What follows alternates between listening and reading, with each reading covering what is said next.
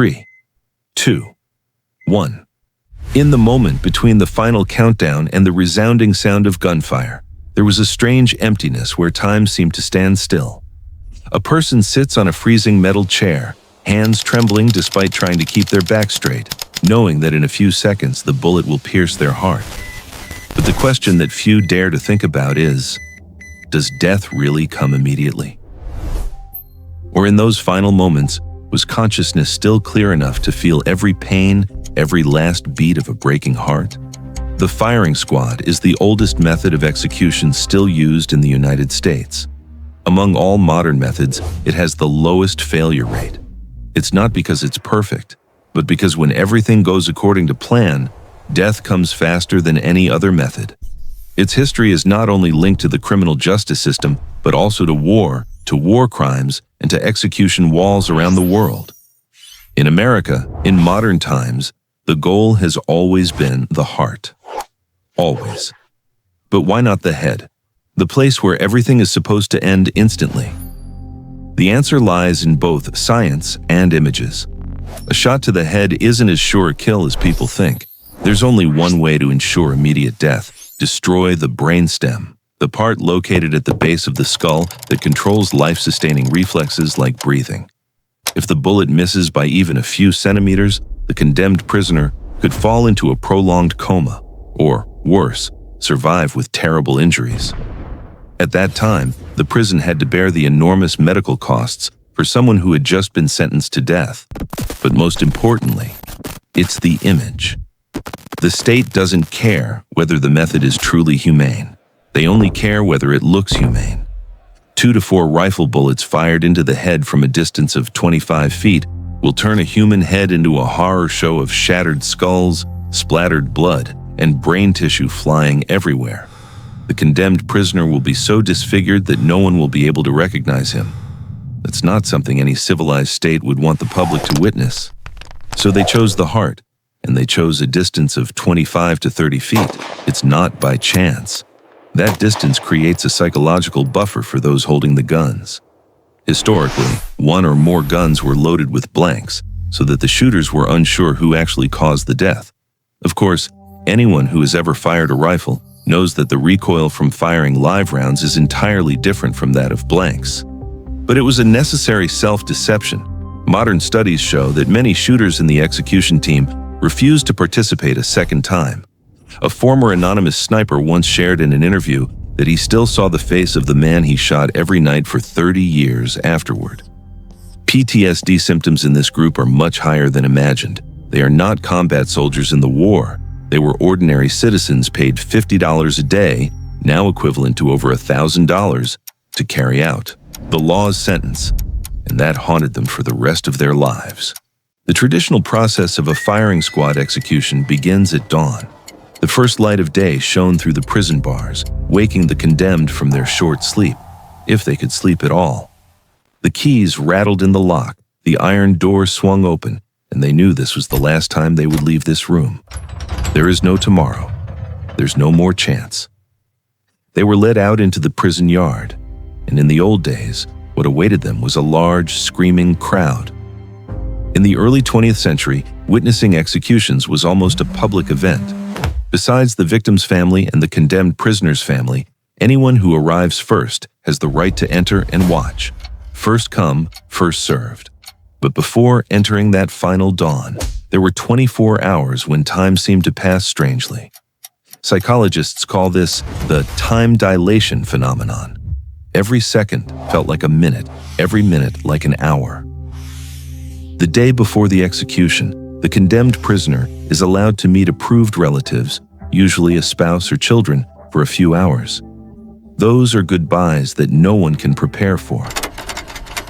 How can you say a final goodbye to your child when you know you'll be shot dead tomorrow morning? Many death row inmates choose to lie. They said everything would be fine, they were innocent, and said there would be a miracle. In the evening, the final meal was brought. Some chose steak and lobster. Some chose dishes their mothers used to cook when they were children. John Deering, whom we'll talk about later, chose pheasant simply because he'd never tried it. A small culinary adventure before surrendering to death. After the meal, the priest arrived. Some death row inmates pray, some silence, some cried. Occasionally, they are allowed to speak to the press, the final words recorded for posterity. Once in the designated position, on a chair or standing upright, the execution order was read aloud. The reading voice is even, unemotional, as if reading a tax return. Then they were asked if they wanted to say anything. Final words. Some say they are innocent. Some apologize to the victim's family. Some swear. Some just say goodbye. About 25 feet away, behind a perforated brick wall or inside a dilapidated shack, were 5 men holding Winchester rifles. They couldn't see from the audience or the condemned. Only gun barrels were visible. A black hood was placed over the condemned man's head. A small target, often just a 3-inch piece of white cloth, is pinned to the chest right over the heart. In some prisons, death row inmates are even allowed to wear their own clothes on the day of their execution, a small act of mercy amidst the brutal ritual. Then came the scariest part, counting down. The marshal in charge signaled to the shooters, ready, aim, fire, or simply, Dad, high, 1. 5 shots were fired simultaneously, the sounds blending into a single explosion that shook the air. Hopefully, at least one bullet will shatter the heart. It wasn't instantaneous death, but the fastest of all modern methods. Tim stopped beating. Massive internal bleeding led to exsanguination, bleeding to death within seconds. The prison doctor approached the body, checked for signs of life, and, if everything went smoothly, officially announced the time of death. Compared to lethal injection, where the condemned person might be paralyzed but still feel excruciating pain, or the electric chair, where flesh burns and eyes pop out of their sockets, the firing squad is still considered by many to be the less cruel option. Today, this process hasn't changed much. Only a few executions by firing squad have been carried out since the 1970s, but currently, there are 2 death row inmates awaiting this fate in South Carolina. Richard Bernard Moore is likely to be next, possibly this year. The original execution date was set for last spring, but the state Supreme Court postponed it. Richard was given a terrible choice, the firing squad or the electric chair. He made it clear that he didn't want either. But if I had to choose, the electric chair is the most evil of the 2 evils. When your execution day arrives, it will take place inside the execution chamber, not the prison yard. There were only 3 shooters standing behind a brick wall 15 feet from the metal chairs. One of the 3 people has dummy bullets. The state just spent over $50,000 to renovate the execution chamber so it can be used for both firing squads and the electric chair. The people's tax money is used to build the infrastructure of death. In all modern-day firing squad executions, there was only one catastrophic failure, and it happened in 1879, becoming a bloody lesson in what cannot be allowed to go wrong in a death ritual. On May 16th, late afternoon, Wallace Wilkerson emerged from his Utah jail cell in a shiny black suit, his jet black mustache carefully groomed. He wanted to look really sharp on the last day. Wallace got himself into this situation after a bad hand. He's not a graceful loser. In a fit of rage, he attacked and killed his opponent right at the card table. A network of people traded for a losing hand. The day before, Wallace spent a few hours with his wife. He insisted he was innocent, but promised to leave this world with his head held high. Sadly, he had no idea that his death would become a template for failure, recorded as a warning for future generations. Wallace shook hands with several prison guards and law enforcement officers, his expression strangely calm. The execution order was read aloud. Then, he was asked if he wanted to say anything final, and he gave himself a whole speech. He said he didn't hate anyone, except for a specific witness at his trial. Very specific. He praised law enforcement and clearly stated his intention to refuse to wear a hood.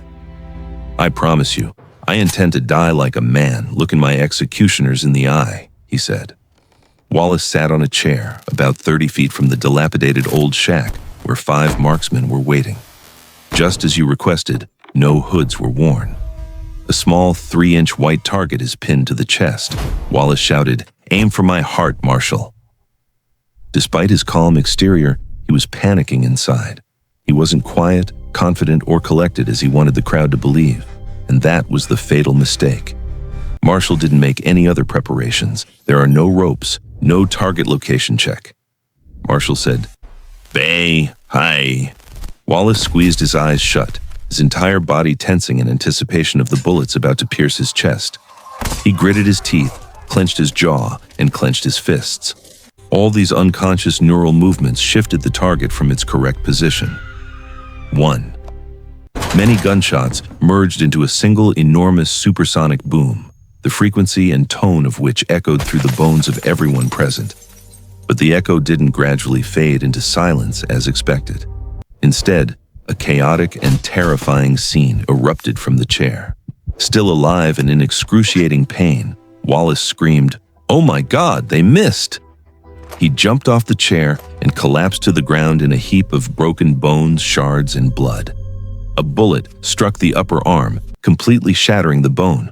The remaining 3 bullets passed through and remained in his upper body below his heart. Prison doctors rushed to the moaning, broken man only to realize they were utterly helpless. Any help they can offer could save his life. And in the end, they're all gathered here to ensure you don't live to see the next sunrise. Disappointment and suffering were etched on everyone's faces. They have never been in such a situation. They swore not to harm, but now it is the only thing they can prescribe. The decision was made. The execution will not be repeated. There's no way Wallace could have survived these wounds. He's losing blood, and his internal organs are definitely not intact. But if the blood just flows a little faster. He continued to writhe and cry out in pain. Any slight movement would startle him and make him shout. But it's unavoidable. It seems you're stuck in a loop of involuntary convulsions, possibly due to the terrible putrid fire burning your insides. He's clearly living in hell.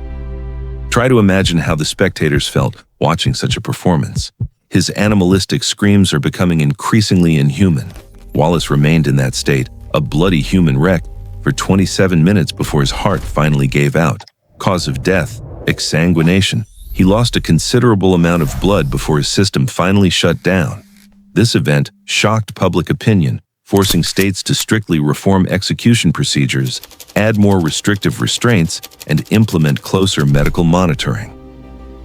59 years later, on the very day of Halloween in 1938, a real scientific experiment was conducted during a firing squad execution. The results were both shocking and fascinating. The experiment is named after 40-year-old death row inmate John Deering. John had a history of petty crime before escalating to full-blown violence. He killed businessman Oliver R. Meredith in what appeared to be a carjacking or a botched robbery. He shot the man with the gun he had used in the previous theft, which led to his arrest. While in prison awaiting his death sentence, Deering appeared remorseful. He is a model prisoner, always respecting the warden. When offered the opportunity to leave this world in exchange for providing invaluable information, he gladly accepted. He also clearly stated his desire to donate any organs he could to help others live more fully. It's hard to believe a killer when they show pain and guilt, but Deering had nothing to gain. You will have an appointment with the gun team regardless of how you behave. It seems like you really feel bad about your life of crime and taking someone's life. On October 30th, 1938, the Deering was served its final meal, which was pheasant with all the trimmings.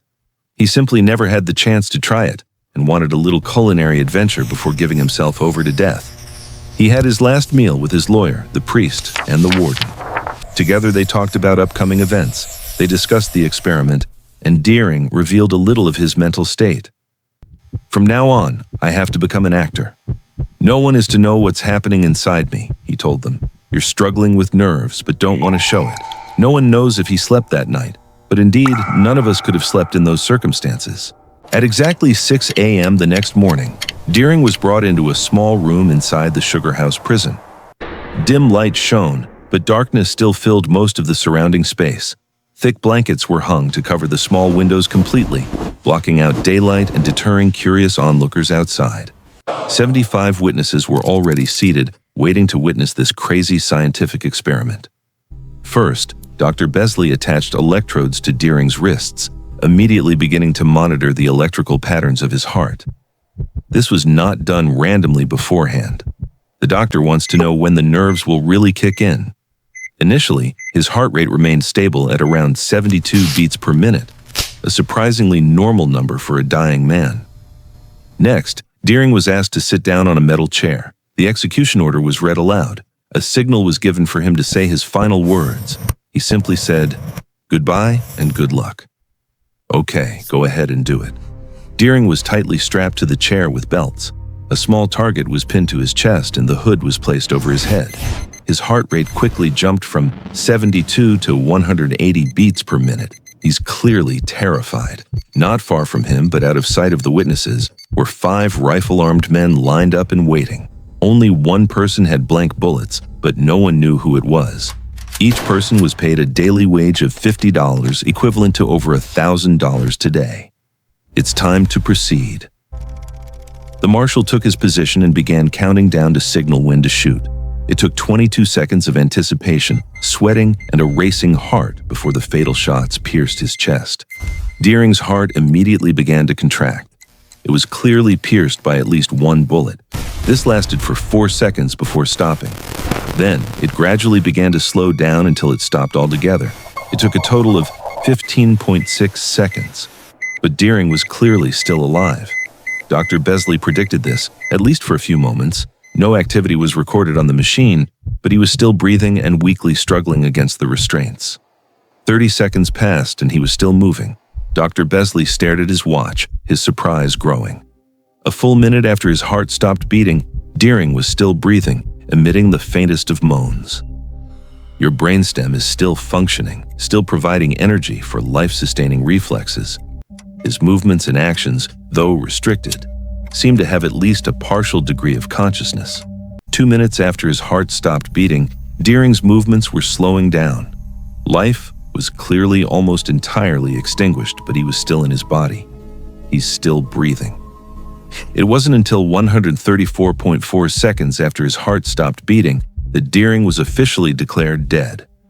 And so, Dr. Besley knew they were mistaken in their belief that shooting someone in the heart was almost instant death. It doesn't end in the blink of an eye. The brain seems to have enough oxygen reserves to continue, functioning for at least 2 minutes. Whether Deering was truly conscious and aware throughout that time remains unknown, although there are potential signs that he may have been. That would require research on extracardiac brainwaves to formulate appropriate hypotheses. Modern studies on cardiac arrest patients show that brainwaves do not actually continue to function as before death. Brainwaves change over time. There's evidence of initial conscious actions and thoughts. Some scientists believe that patients are actually conscious for a period of time, but quickly transition into a state known as lucid dying. This could be the time when people experience near-death, white light, reuniting with lost loved ones. Based on numerous studies, the personal hypothesis is that you will have an average of 10 to 15 seconds of consciousness after your heart stops beating. Enough time to feel the bullet's power as it pierces flesh, ribs, and shatters the sternum. The pain will escalate in the first few seconds, erupting into a burning flame deep within the chest, spreading in all directions, esophagus, ribs, back, and even the jaw. Only the speed of the bullet tearing through tissue and the metallic components generated significant heat, as if stamped with a hot iron from the outside. It will grow and develop until you desperately crave something to extinguish the still burning flame. It's going to get crazy. But even though the description sounds terrible, the suffering can end in just a few seconds, or at most half a minute. It may not sound like the most humane method of execution, but it's still much better than the alternatives. Electric chairs and gas chambers can cause suffering lasting from 2 to even 15 times that amount of time. The gun team has a 0% failure rate in modern times. It's still the most classic, fastest, and in a sense, least cruel method. But the question remains hanging in the cold air of the execution chamber. Is there a truly humane way to take a human life?